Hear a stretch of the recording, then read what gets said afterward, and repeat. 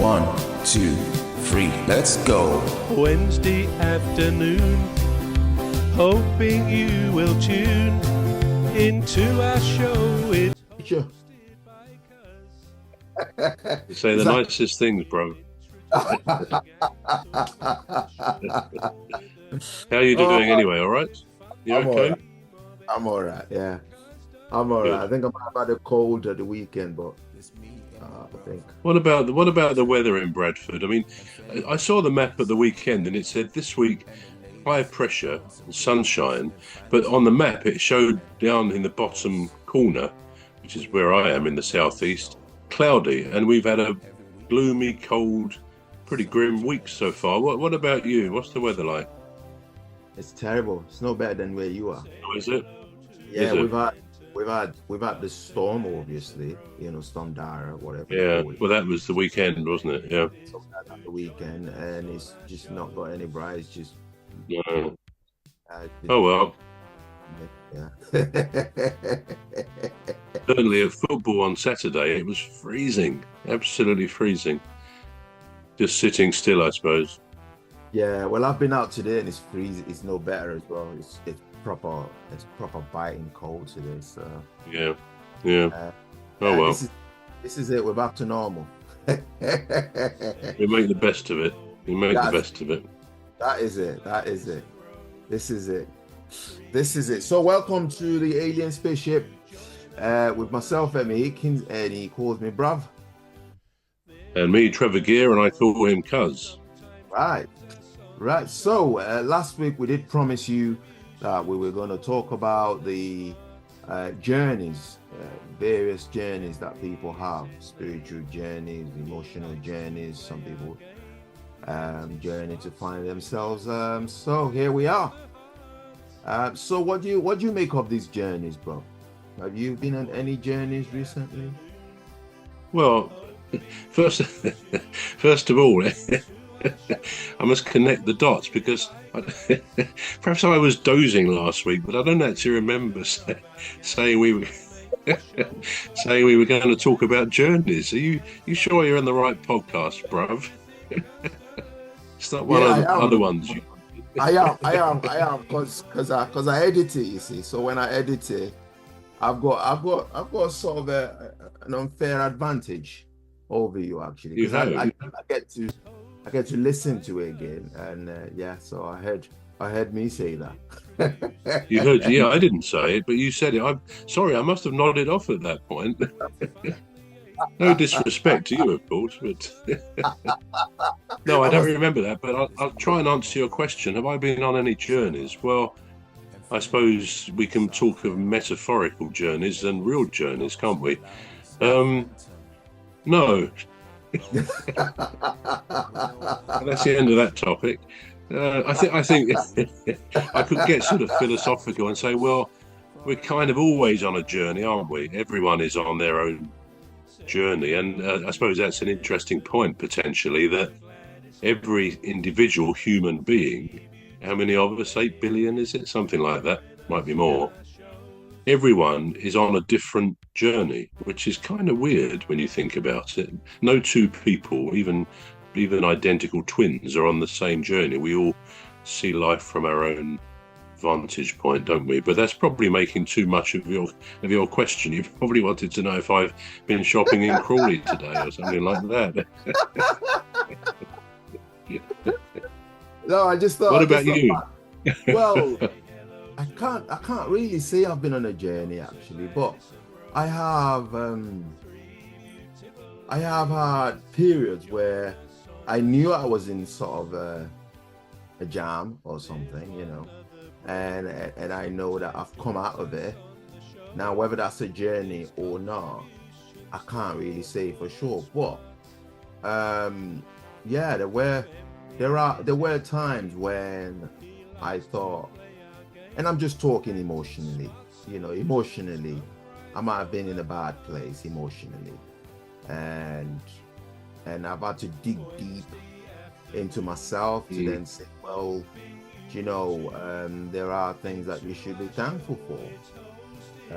For instance, you being alive is one of them. You not having, not being given time to live. If you know what I mean. So there are people. I mean, I saw on telly the other day. I think it was Rob Farah. The leader of our gang will make the show go with a bang and fund the aim of everything customers. And fund the aim of everything customers.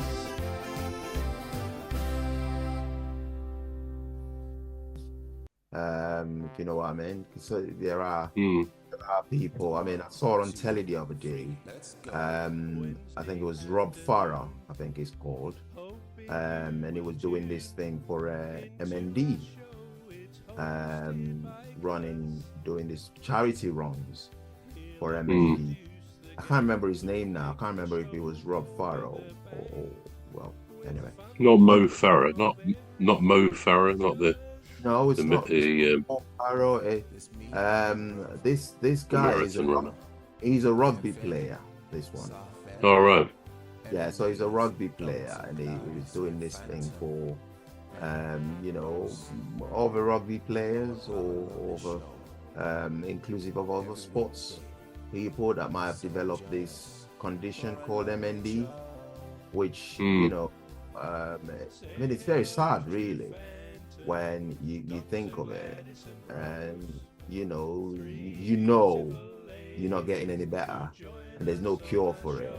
It just deteriorates over time, and eventually, you pass on. And I just think how sad, or how it's not sad, sad not the word, but how difficult, challenging it must be for family members that are looking after such ones, knowing that they just basically giving them their last care, whatever. And nobody wants to see a loved one go. We all want our loved ones to be there as long as they can, really. And it just, and things like that just, it sort of makes me snap back into reality, really, to say, I've got to put things in perspective here. I've got to say, listen, I mean, if it does happen, it happens, but you're not there, so what are you so worked up about? What are you so worried about? What are you so, and it sort of gives me a glimmer of hope that, it can only get better. I mean, we say that in this country, don't we? It can only get better when things don't seem to be going too well with it. And then just thinking about other ones, I mean, these things only comes to light when it involves a celebrity or somebody with considerable great following or interest. And I just think, well, what about the other people that that are there that aren't so famous? And if it weren't for someone famous, it probably wouldn't have come to light or even gained that much attention. And it just makes me feel like there is a great divide. And this is not political in any way. And the great divide is the people that seem to be recognized and the people that aren't recognized. For instance, if a famous person is involved in a car accident, like the West Ham player, now I can't remember his name now, top of my head. Antonio, isn't it? Michael Antonio. Yeah, Michael Antonio. He was involved in a terrible, it is bad in a way, but at least he's alive and he's showing signs of recovery. But he had a bad accident, didn't he? An auto crash. And it just makes me think, and I just sat there just thinking how sad the situation is for him. But then I thought, well, hang on a minute, wasn't there anybody else involved? And why aren't we talking about this person? Why aren't we saying, this person was involved as well, And of course, we won't talk about it because this person is not of public interest, or is not in the public eye. And it just makes me sad for the little or the average Joe out there, as we call them, like myself, really. I consider myself an average Joe. I thought it would come back to you, bud. Right. Yeah, just to say there, it could be one of the reasons we may not have focused on the other person involved is because there wasn't one. Oh, right, okay. I'm not making light of the accident, but it was the only vehicle involved. It was like a £230,000 Ferrari, wasn't it? And I think that's also what makes the headlines. It's not just a famous footballer. He broke his leg, actually, so whether he will recover enough to play Premier League football is another matter. And just to go back to what you were saying, of course, I think I hadn't woken up at first when you said about Rob. I forget his other name, as you say, but this motor neurone disease he's got, isn't it? Which is very degenerative, as you say. And as I understand it, there's not normally a long lifespan given to people who get that. But of course, Professor Stephen Hawking, was diagnosed at a fairly young age, I believe, probably in his 20s. And he died, was it last year? Fairly recently anyway, a couple of years ago. And he lived, well, I suppose maybe 40 years, 35, 40 years. So that was quite exceptional. And the world had the benefit of his brilliant mind in terms of the universe and all sorts of other things. But yeah, it's famous people definitely bring a particular issue, a health matter or anything else to the forefront, don't they? Because by definition, it's public interest, I suppose. And one of the things that, you know, I've talked about before, and at some point we'll talk about again in terms of anxiety, is depression. Because again, it's a very good example of what you said.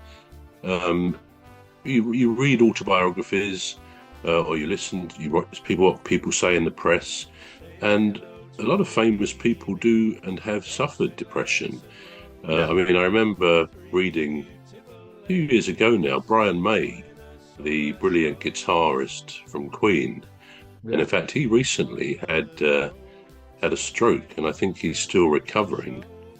But he always talked about the paralysis of depression, which shows he understands just the horrible illness, if you like, depression can be.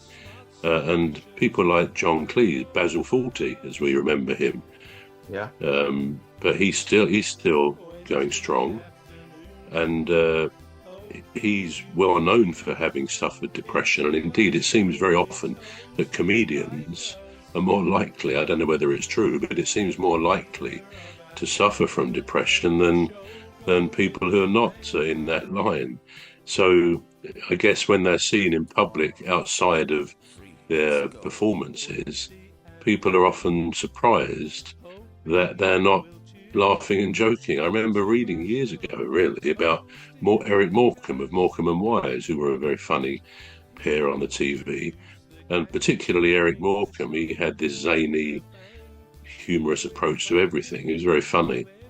But I remember somebody in probably a newspaper article said they met him and they were disappointed in a way because he was a lovely man, but he wasn't cracking jokes. He wasn't acting stupidly as he does on TV, or he did on TV. So I think, again, it's a mask, isn't it, that people wear. We all wear masks sometimes, I think, in life, to hide parts of ourselves that maybe we're shy about, we just don't have the confidence. And we wear masks, and I think that's something that can help perhaps people who have depression and anxiety. I think in COVID, I often thought that a lot of people felt the comfort of hiding behind the masks we had to wear when we went to the shops that were open. Not everyone was, but it's kind of a bit like an actor or an actress. You're playing a role of someone else. A bit like when I played my guitar in the guise of my alter ego, Quentin de Buttock. And there's a serious point there, because when I used to do that, when I was working and I used to take my guitar to various staff functions like Christmas, I was always kind of introduced as Quentin de Buttock, and it wasn't Trevor Gear, so there wasn't the same level of not stage fright. I don't think I had stage fright, but playing on your own, when I do sometimes, it's more nerve-wracking than when I was in a band, say.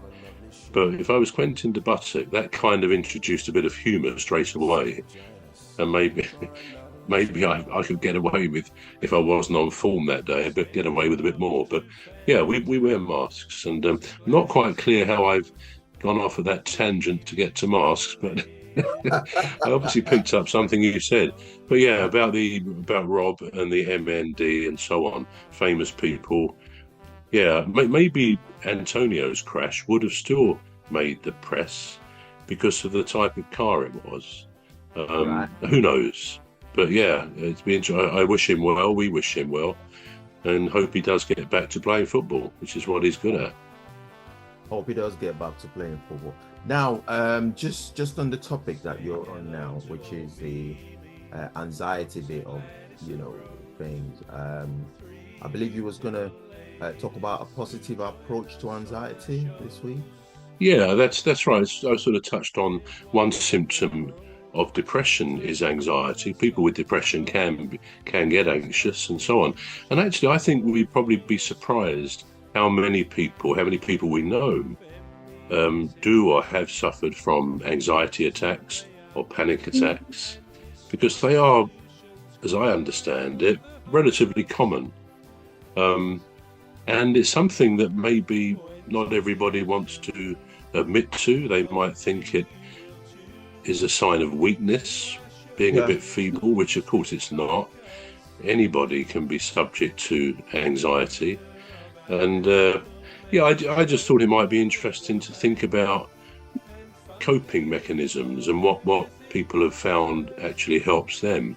We know what the symptoms of anxiety attacks or panic attacks, and just to say at that point, the difference between an anxiety attack and a panic attack is that an anxiety attack is usually based on something that's upcoming. You're going to the dentist, you're going on an aeroplane, you're going to a social situation which you might be very, very nervous and anxious about. So anxiety attacks can often come before those events and are triggered by those events. I guess all of us have felt nervous about one thing or another, not least the dentist. I mean, that's something that I've often thought there's probably not a person on this planet who says, I love going to the dentist, it's great. So that dentists are a bit of an isolated bunch, aren't they? Because they never people don't look forward to going to see them, but they have to make the best of that. But yeah, that can trigger anxiety in people, whereas a panic attack can tend to happen at any time with no obvious trigger. So there are those two differences, although the symptoms of that anxiety and panic are very much the same. The heart rate increases, sweating, nervousness, butterflies in the stomach, a feeling of being overwhelmed, can't cope, etc. All those horrible feelings. I say horrible because, going back to what we said a little while ago, if you're going to do something which is a positive thing, say you're going on stage to play the music, as you and I have done, you can get all those same symptoms. You can feel nervous, you get a bit sweaty, you've got butterflies in the stomach, and it's actually very similar that the body is preparing itself on the negative side to fight or flight. You either think you're going to stay there and fight your corner if you're threatened, or you decide it's better to run. So that's the body's reaction, and it's a similar reaction, as I say, whether it's a stage fright situation, which many actors and actresses do fear. They almost can't go on the stage, or musicians and so on, as we've said. So that can be a similar reaction to a really panic reaction. And sometimes if someone's in a bit of a panic or anxiety, it can be well to think, well, actually, I'm feeling pretty much the same as I would if I was excited about something, about a forthcoming event, something like that. So that sometimes helps. But yeah, there's these horrible symptoms, and it's about how we cope with that, how we cope with anxiety. I mean, another aspect I think I mentioned is social anxiety. And my sister, bless her, she died last year of lung cancer. A lovely lady she was. But she had, I mean, she did have some health issues in her life. And probably this manifested itself because she was very socially nervous. I mean, most Christmases, the family, I mean, I'm one of four. I've got two brothers and Sue, who died. And we always had a Christmas get together and so on. And invariably, particularly the last few years, Sue just cancelled on the day. She couldn't face the social side of it. Individually with all of us, she was fine, she was funny, she was great. But when it was together, you know, our parents were there until fairly recently, she couldn't handle that kind of group context. And a lot of people are like that. They can't, if they're invited to a party or something, they just don't feel able to go because they're too nervous about it. And I think all of us can go through those kind of thoughts. It's not unique to someone who has anxiety, but we just, you know, push ourselves onwards on our journey, to come back to what we said, and we cope with it. So yeah, there are ways and means of coping. And just to touch on a couple of those things, some people resort, if that's the word, to something called the 3-3-3, not syndrome, but the thing you can try. And that means if you're in a real state of stress and panic, you decide to name out loud 3 things you can see, whether you're at home, whether you're out on a train or whatever, and you just quietly say them to yourself. I can see that, and then you do the same with 3 things you can hear. So you name out loud to yourself what those 3 things are, and the last one is 3 things you can touch. And again, it's maybe your arm, your watch, who knows what. And that surprisingly does have a good therapeutic effects, because it's all about distraction, isn't it, from those horrible feelings of being overwhelmed. Another one is I'm trying to think what it's called, but it's tapping, yeah, which is based on an old Chinese medicine situation, like an acupuncture. It's something that attacks or the tapping goes to the meridian points, the hot energy spots on the body, and you tap, say 3 fingers, and you tap it. The best places are on the top of your head, on your nose, under your nose, on your chin, the side of your eyes, above your eyes, the start of your shoulder blade, which is scapula, and that's it. And you just go around each time tapping 3 or 4 times. And I have a very close family member who uses that technique when she gets very stressed and a bit anxiety prone, and it really does help. It sort of it brings back a balance, which is what that is supposed to do. I know a few people who are very scared of flying. We've talked about this before, and you've admitted you're a nervous flyer, and I think I used to be, actually. I'm not so bad nowadays, but you know, for people sitting on that plane, they want to go on a nice holiday. They think if they don't go on a plane, they can't really do that. So bravely they say, yeah, I'll do it. And they're sitting on the plane, getting anxious and feeling anxious. You know, even getting to the airport, people get very nervous, and airports become a thing of anxiety for some people. But they're sitting on the plane and they're feeling terrible. And you think, well, what can you possibly do or think that can help? Well, the techniques I've mentioned may help.